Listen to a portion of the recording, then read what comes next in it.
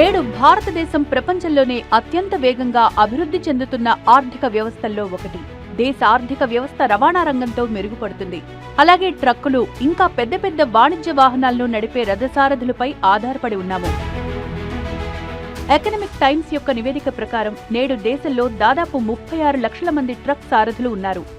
వీలైనంత త్వరగా వేలాది మైళ్లు ప్రయాణించాలనే వారి కోరికతో చాలా మంది సారథులు తమ ఆరోగ్య సంబంధిత సమస్యలను అశ్రద్ధ చేస్తున్నారు. ఇది వాళ్లకి చాలా ప్రమాదం కావచ్చు. కొన్నిసార్లు పెద్ద పెద్ద రోడ్డు ప్రమాదాలు కూడా జరగచ్చు.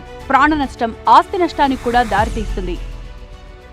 2020 సంవత్సరంలో నిర్వహించిన సేవ్ లైఫ్ ఫౌండేషన్ సర్వే ప్రకారం దేశంలోని ట్రక్ సారథులు 53% మంది వెన్నునొప్పి, కీళ్లు, కండరాలు, మెడ నొప్పితో అలాగే కడుపు సంబంధిత సమస్యలతో బాధపడుతున్నారు. అంతేకాకుండా 2023 సంవత్సరంలో నోయిడాలోని ఐకేర్ హాస్పిటల్ ద్వారా నిర్వహించిన ఒక సర్వేలో ట్రక్ సారథి కంటికి ర్యాండమ్గా పరీక్షలు నిర్వహించారు.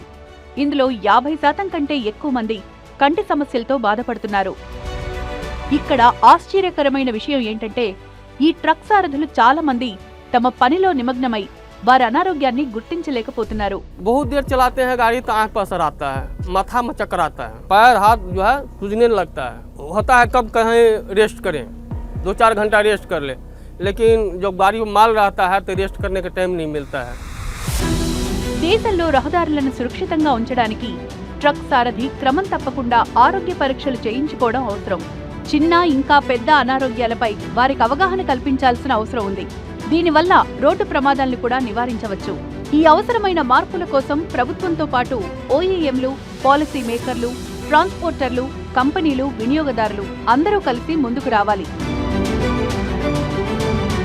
అప్పుడే సురక్షితమైన ప్రయాణం అనే ఉన్నత లక్ష్యంలో విజయం సాధించగలుగుతాం.